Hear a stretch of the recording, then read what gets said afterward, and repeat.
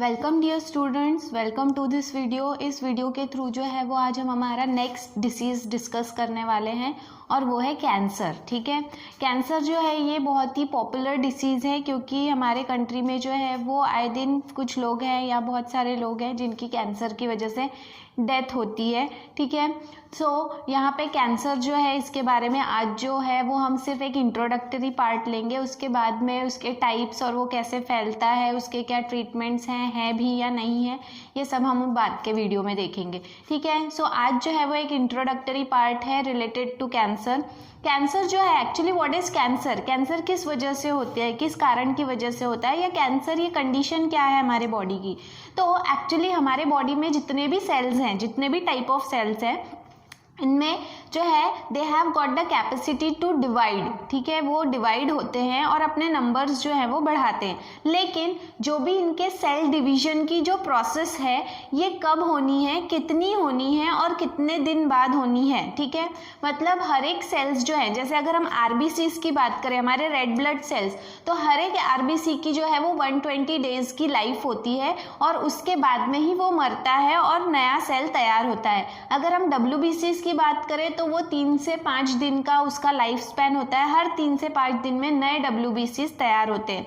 ठीक है, तो कहने का मतलब ये है कि हमारे बॉडी का जो सिस्टम है उसमें जो सेल्स है उसमें एक सिस्टम बनाया गया है कि कितने दिन बाद कौन सा सेल जो है वो उसकी डेथ होगी, वो मरेगा और उसके बाद में उसकी जगह जो है वो एक नया सेल लेगा। मतलब rate of cell division that is fixed. ठीक है, and time of cell division is fixed. उसका समय और उसका रेट, उसका जो प्रोसेस है वो कितने, एक सेल डिवाइड होके कितने सेल फॉर्म करेगा, ये सब कुछ जो है वो डिसाइडेड है। लेकिन बिकॉज ऑफ सब एबनॉर्मलिटी, किसी कारण की वजह से जो है वो हमारे बॉडी में अगर एबनॉर्मलिटी आ जाती है और उसकी वजह से ये जो भी रेट ऑफ सेल डिवीजन है ये ज़रूरत से ज़्यादा बढ़ जाता है। मतलब एक सेल अगर उसे 1 से 2 डिवाइड होकर वहाँ पे स्टॉप हो जाना है, लेकिन वो स्टॉप नहीं होता और वो अनकंट्रोल्ड मैनर में जो है वो जब बढ़ते चला जाता है, मतलब जो भी सेल डिवीजन है वहाँ 1 के बाद में 2, 2 के बाद में 4, 4 के बाद में 8, ऐसे नंबर ऑफ सेल्स बढ़ते चले जाते हैं। कहने का मतलब ये है कि uncontrolled type of cell division is called as cancer. ठीक है, क्योंकि जब ये सेल जो है वो अनकंट्रोल तरीके से जब डिवाइड होते हैं तो वहाँ पे सेल का गुच्छा तैयार हो जाता है, क्योंकि ऑब्वियसली आपके बॉडी में वो नए सेल्स को रखने के लिए जगह नहीं है। जितने सेल्स को रखने के लिए जगह थी उससे ज़रूरत से ज़्यादा सेल्स वहाँ पे तैयार हो चुके हैं, तो उसकी वजह से वहाँ पे एक गुच्छा तैयार हो जाता है, मास तैयार हो जाता है। ये मास जो है वो किसी और दूसरे टिश्यू में ट्रांसफ़र नहीं हो पा रहा है, डिफ्रेंशिएट नहीं हो पा रहा, क्योंकि उसकी ज़रूरत वहाँ पर नहीं है, जिसकी वजह से वहाँ पे एक गठान तैयार हो जाती है जिसे हम ट्यूमर कहते हैं। ठीक है, so tumour is the beginning of cancer. हम बोल सकते हैं कि ट्यूमर सबसे पहले अगर कैंसर होता है तो उसकी शुरुआत जो है वो ट्यूमर में होती है। इसीलिए देखो यहाँ पे क्या कहा गया, कैंसर की अगर हम डेफिनेशन बोले तो abnormal, uncontrolled and purposeless division of cell. Abnormal क्योंकि वो नॉर्मल नहीं है, नॉर्मली वो सेल वहाँ पे नहीं चाहिए थे। अनकंट्रोल मतलब उसके ऊपर का हमारे बॉडी का जो कंट्रोल है वो छूट गया है, कितने सेल डिवाइड करना है वो कंट्रोल अब नहीं रहा। एंड पर्पसलेस डिवीजन, उसका कोई अर्थ नहीं है, वो सेल डिवीजन का कोई मायने नहीं है, ज़रूरत ही नहीं है, उसके बावजूद भी वहाँ पे सेल डिवीजन हो रहा है। ठीक है, मे लीड टू फॉर्मेशन और development of a mass of undifferentiated cell, जिसकी वजह से वहाँ पे एक गुच्छा मास ऑफ सेल तैयार होगा। ठीक है, अनडिफ्रेंशिएटेड क्योंकि वो किसी टिश्यू में कन्वर्ट नहीं हो रहा है, फॉर्म नहीं हो रहा है, and that is called as tumour. उसे क्या कहा जाएगा, ट्यूमर कहा जाएगा। ठीक है, और इसी को हम कैंसरस कंडीशन कहते हैं। अब देखो यहाँ पे जो भी ये कैंसरस सेल्स है ये कैसे हार्म करते हैं। सबसे पहले जो भी कैंसरस सेल्स है वो डिवाइड होते हैं अनकंट्रोल्ड मैनर में। ठीक है, और वो एक लंप मतलब गुच्छा, एक मास ऑफ सेल फॉर्म करते हैं और उसको फिर क्या कहा जाता है, neoplasm. That is called as what, neoplasm. मतलब जो भी गुच्छा तैयार हो रहा है, जो ट्यूमर तैयार हो रहा है, उसे हम न्यूप्लाज्म कह सकते हैं इन अ साइंटिफिक वर्ड। लेकिन यहाँ पर जो हम बोल रहे हैं कि अनकंट्रोल सेल डिवीजन होता है, इसका एक एक्सेप्शन है। आप लोगों को ल्यूकेमिया का मतलब होता है ब्लड कैंसर। ब्लड कैंसर में ट्यूमर फॉर्म नहीं होता, ठीक है, वहाँ पे भी जो है वो अनकंट्रोल्ड ग्रोथ होती है, लेकिन वहाँ पर ट्यूमर फॉर्म नहीं होता। तो ये एक एक्सेप्शन है। इसके अलावा बाकी जो कैंसर है वहाँ पे ट्यूमर फॉर्म होता है, ठीक है।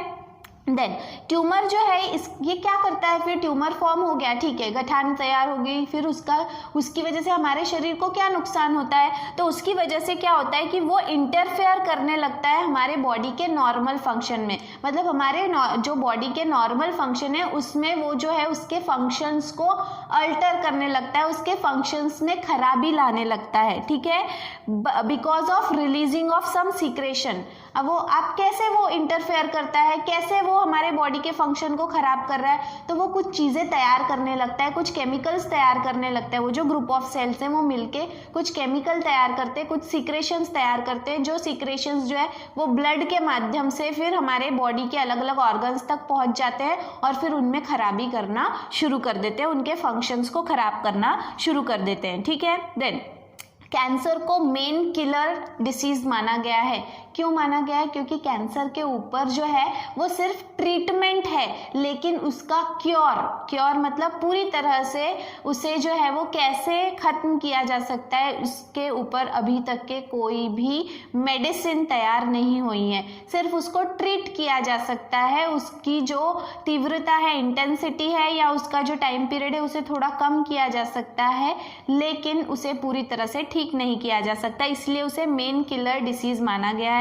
जो भी फिजिशियंस होते हैं या जो भी रिसर्च साइंटिस्ट होते हैं, रिसर्चर्स होते हैं जो कैंसर से जुड़े हुए स्टडी करते हैं, मतलब दे स्टडी और दे डायग्नोस, जो पहचानते हैं कि कैंसर कैसे हो रहा है या उसके ऊपर ट्रीटमेंट करते हैं या उसको कैसे प्रिवेंट करना है, वो सब करते हैं। मतलब शॉर्ट में अगर हम बोले तो कैंसर से जुड़ी हुई जितनी भी मालूमात जो भी पर्सन रखता है या उसके बारे में स्टडी करता है, उनको ऑन्कोलॉजिस्ट कहा जाता है। They are called as oncologist. Why they are called as oncologist?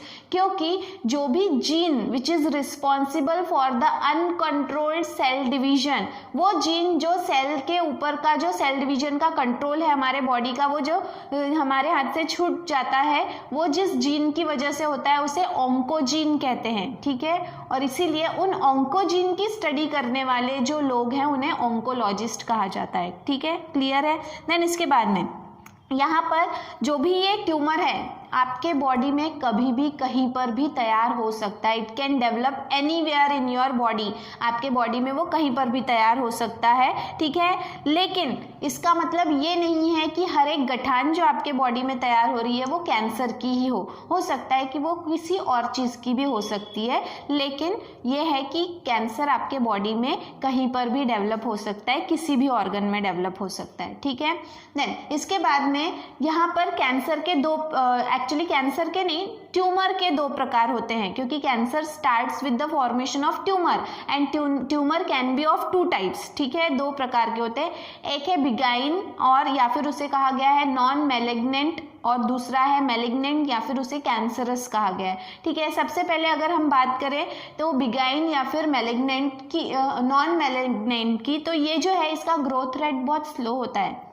ये जो भी ट्यूमर है बहुत धीरे धीरे बढ़ता है, ज़्यादा जल्दी ये फास्टली नहीं बढ़ता, और इसके बाद में ये थोड़ा सा फिर धीरे धीरे बढ़ के एकदम बड़ा साइज का हो जाता है आपके बॉडी में, ठीक है। लेकिन ये एक ही जगह पे रहता है, स्टेबल रहता है, एक ही जगह पे स्थिर रहता है, जहाँ पे तैयार हुआ वो वहीं पर रहेगा, उसके ओरिजिन प्लेस पे ही रहेगा, वो इधर उधर भटकेगा नहीं, आपके बॉडी में घूमेगा नहीं। वही कहा है यहाँ पे कि does not spread to other parts of the body, मतलब एक जगह जहाँ पे तैयार हुआ वो वहीं पर रहेगा, आपके बॉडी के दूसरे पार्ट्स में जाएगा नहीं, ठीक है। Then this does not necessarily mean कि ये ट्यूमर ट्रबलसम, मतलब इसका मतलब ये नहीं है एक ही जगह पे रह रहा है, इसका मतलब ये नहीं है कि इसकी वजह से आपको तकलीफ कम होगी या बिल्कुल नहीं होगी, ऐसा नहीं है। बहुत सारे ऐसे बिगाइन जो ट्यूमर्स हैं वो जानलेवा और बहुत ज़्यादा हार्मफुल और डेंजरस भी होते हैं, ठीक है। सो इसका मतलब ये नहीं है कि this type of tumour is क्या बोलेंगे हम उसको, थोड़ा सा जो है वो कम इफेक्टिव होता है, ऐसा कुछ नहीं है। सिर्फ उसका ये है कि वो एक जगह ही रहता है, दूसरी जगह ट्रांसफ़र नहीं होता, तो इसका मतलब ये है कि उसको थोड़ा सा ट्रीट करने में, मतलब उसके ऊपर ट्रीटमेंट करने में आसानी होती है, क्योंकि आपको पता है कि वो एक ही जगह पे है। तो आप जो भी है जो हम रेज या रेडिएशन के थ्रू जो है कीमोथेरेपी कहते हैं उसको, उसके थ्रू हम उसको जला सकते हैं उस ट्यूमर को। बहुत सारी ट्रीटमेंट होती है, ये हम बात करेंगे बाद में। तो एक ही जगह पे है, इसलिए थोड़ा सा आपको पता होता है कि यही वो उसकी प्लेस है, तो आपको थोड़ा सा उसके ऊपर ट्रीटमेंट करने के ऊपर ट्रीटमेंट के लिए थोड़ा आसानी हो जाता है, बस यही एक चीज़ है। अदरवाइज वो भी उतना ही हार्मफुल होता है जितना दूसरा वाला, ठीक है। देन इसके बाद में देखो ये कहा गया है कि सम बिगाइन जो ट्यूमर हैं, कुछ ट्यूमर्स हैं जो नॉन मैलिग्नेंट है, मतलब हम बोल रहे हैं एक ही जगह पे रहते हैं, लेकिन कभी कभी वो जो है वो एक जगह से दूसरी जगह मूव करने भी लगते हैं। मतलब कोई गारंटी नहीं है कि वो एक ही जगह पे रहेगा। अगर आपके बॉडी के ऊपर डिपेंड करता है, आपके इम्यून सिस्टम के ऊपर डिपेंड करता है कि हो सकता है कि वो नॉन मैलिग्नेंट से क्या बन जाए, मैलिग्नेंट बन जाए, मतलब नॉन मूवेबल से मूवेबल बन जाए, ठीक है। तो उसका एग्जाम्पल है ब्रेन कैंसर, ठीक है। जो भी ब्रेन कैंसर होता है इसमें जो भी ये ट्यूमर है ये क्या करता है, हमारे ब्रेन को जो है वो एकदम श्रिंक कर देता है, सिकुड़ देता है, और जो हमारा स्कल होता है, खोपड़ी होती है, उसके पास में चिपका देता है उसको, जिसकी वजह से जो है वो हमारा ब्रेन प्रॉपरली काम नहीं कर पाता और उसकी वजह से डेथ हो जाती है, ठीक है। ब्रेन के जो टिश्यूज है वो काम नहीं कर पाते। देन बिगाइन ट्यूमर में समटाइम्स बिकेम मैलिग्नेंट, इसका और भी एग्जाम्पल है। मैलिग्नेंट बताया मैंने आपको कि वो नॉन मूवेबल से मूवेबल बन जाएगा। एडिनोमास या फिर फाइब्रॉइड, ये कुछ ऐसे टाइप ऑफ कैंसर हैं जो इस कैटेगरी में आता है कि वो है एक्चुअली उसकी शुरुआत हुई थी एक ही जगह से, लेकिन फिर वो बाद में जो है वो मूवेबल बन गया, ठीक है। सो ये है the first type of tumour which is called as non malignant या फिर बिगाइन टाइप ऑफ ट्यूमर। इसके बाद में next is malignant tumour. Malignant tumour को कैंसरस ट्यूमर भी कहा गया है, ठीक है, या फिर डायरेक्टली कैंसर कहा गया है। मैलिग्नेंट ट्यूमर जो है इसका रेट ऑफ रेप्लिकेशन, मतलब रैपिड ग्रोथ, इसकी ग्रोथ रेट बहुत ज़्यादा है as compare to the first one. और इसका मॉर्टेलिटी रेट, मतलब दूसरे सेल्स को मारने का जो कहेंगे हम उसको रेट है वो भी बहुत ज़्यादा है, मतलब खुद का बढ़ने का रेट और दूसरे सेल्स को मारने का रेट जो है वो बहुत ज़्यादा, growth rate and mortality. Mortality मतलब होता है डेथ रेट, ठीक है। तो मॉर्टेलिटी रेट भी उसका ज़्यादा है और ग्रोथ रेट भी ज़्यादा है, किससे, बिगाइन ट्यूमर से, ठीक है। देन इसके बाद में इसका जो रैपिड ग्रोथ रेट है ये इसकी वजह से एक सेकेंड के अंदर कई सारे सेल्स जो हैं वो एक जगह पे तैयार हो जाते हैं, जिसकी वजह से वहाँ पे सेल्स की गर्दी हो जाती है। ओवर क्राउडिंग मतलब क्या, वहाँ पे उनकी बहुत ज़्यादा भीड़ हो जाती है, गर्दी हो जाती है, जिसकी वजह से जो है वो नॉर्मल सेल्स को फिर जगह नहीं मिलती, ठीक है। ये एक चीज़ हो गया। उसके बाद में जिसकी वजह से वो नॉर्मल सेल के सारे फंक्शन को डिस्टर्ब कर देता है। दूसरी चीज़ कि वो नॉर्मल जो भी दूसरे सेल्स हैं जिनकी वहाँ ज़रूरत नहीं है, वो ज़रूरत से पहले ही आ गए, वो क्या करते हैं कि वो नॉर्मल सेल्स जो हैं जो वहाँ पे ज़रूरी है उनके साथ में वो कंपटीशन करने लगते हैं, क्योंकि आपकी बॉडी जो भी खाना खाती है वो न्यूट्रिएंट ब्लड और लिम्फ के माध्यम से हर एक सेल को पहुँचाया जाता है। अब क्या हो रहा है कि यहाँ पे जो सेल जिसको वो खाना चाहिए, जो आपके बॉडी में फंक्शनल है, लेकिन ये जो सेल आया है बिना काम का, जिसकी वहाँ पे ज़रूरत नहीं है, वो सेल भी वो खाना जो है वो एब्जॉर्ब करने, न्यूट्रिएंट एब्जॉर्ब करने लगता है, जिसकी वजह से नॉर्मल सेल को पर्याप्त मात्रा में न्यूट्रिएंट नहीं मिल पाता और नॉर्मल सेल जो है वो फाइनली जो है, फिर ये ऐसे सेल्स हैं जो फाइनली क्या करते हैं, इस कंपटीशन के दौरान नॉर्मल सेल्स को मार देते हैं, ठीक है, दे किल देम। तो वो खुद अपने आप को बचा लेते हैं और नॉर्मल सेल्स को मार देते हैं, जिसकी वजह से नॉर्मल सेल्स की संख्या कम होते चली जाती है और कैंसरस सेल्स की संख्या ज़रूरत से ज़्यादा बढ़ जाती है और वो आपके पूरे बॉडी को धीरे धीरे कवर करने लगता है, ठीक है। Then these cells can spread from one organ to other, जैसे बताया ये एक जगह से दूसरी जगह अपने आप को जो है वो ट्रांसफ़र कर सकते हैं, ट्रैवल कर सकते हैं from one place to the other, one organ to the other by blood and lymph, with the help of blood and lymph, blood और लिम्फ के माध्यम से ये एक जगह से दूसरी जगह ये गुच्छा पूरा जो है वो ट्रांसफ़र हो सकता है, होने लगता है, ठीक है। और इस तरह के जो ट्यूमर होते हैं फिर वो जो एक जगह जहाँ शुरुआत हुई थी वहाँ से मूव करके वो जब दूसरी जगह चले गए तो उसे क्या कहा जाएगा, they are called as secondary tumour, उन्हें कहा जाता है सेकेंडरी ट्यूमर, ठीक है। देन इसके बाद में this migratory process is called as metastasize. ये जो प्रोसेस है, ये जो प्रक्रिया है जिसके माध्यम से जो ट्यूमर है वो एक जगह से निकल कर दूसरी जगह चला जाता है, माइग्रेट हो जाता है, वो एक जगह से दूसरी जगह ट्रांसफर हो सकता है, इसे कहते हैं मेटास्टेटाइज। मतलब अगर कैंसर जो है उसका ट्यूमर क्या हो गया है, मेटास्टेटाइज हो गया है, मतलब वो कौन सा टाइप है, मैलिग्नेंट टाइप ऑफ कैंसर है। It is movable. और आपने देखा होगा कि बहुत सारे कैंसरस पेशेंट होते हैं जिनको अगर पहले जो है वो अगर उनको लंग कैंसर हुआ है तो वो लंग कैंसर को जो है वो ट्रीटमेंट करके और वो ठीक हो जाते हैं, लेकिन आफ्टर सम ईयर 2-4 साल बाद फिर से उन्हें जो है वो दूसरा कैंसर हो जाता है। It may be the breast cancer या फिर और सर्वाइकल कैंसर, कोई भी कैंसर हो जाता है। क्यों? क्योंकि वो कैंसर कौन से टाइप का है, मैलिग्नेंट है। मैलिग्नेंट मतलब मूवेबल है कि भाई आपने लीवर का तो ठीक कर दिया, लेकिन वो ब्लड के माध्यम से पहले ही कहाँ पहुंच चुका था, आपके ब्रेस्ट तक पहुंच चुका था उसका पोर्शन। अब वो वहाँ जाके जो है वो अपना प्रोसेस शुरू कर दिया और वहाँ पे उसने जो है वो कैंसर डेवलप कर दिया। माउथ कैंसर होता है। इसके अलावा बहुत बहुत सारे, there are more than 100 types of cancer. Cancer के जो हैं वो 100 से भी ज़्यादा प्रकार हैं। डिपेंड करता है कि ये कैंसर कहाँ पे डेवलप हो रहा है, कौन से ऑर्गन को अफेक्ट कर रहा है, कौन से सिस्टम को अफेक्ट कर रहा है, ठीक है। लेकिन अब इसके बाद में जो है ये तो this is the introductory part of cancer. Cancer अगर आपको कोई पूछे कि कैंसर क्या है, तो कैंसर कुछ और नहीं, आपके शरीर में जो सेल डिवीजन की प्रोसेस है वो अगर अनकंट्रोल्ड मैनर में होती है, ज़रूरत से ज़्यादा होती है, एबनॉर्मली होती है, तो उस कंडीशन को कैंसर कहा जाता है, जिसकी वजह से पहले ट्यूमर फॉर्म होता है। ट्यूमर 2 प्रकार के होते हैं, एक जो मूव कर सकता है और दूसरा मूव नहीं कर सकता।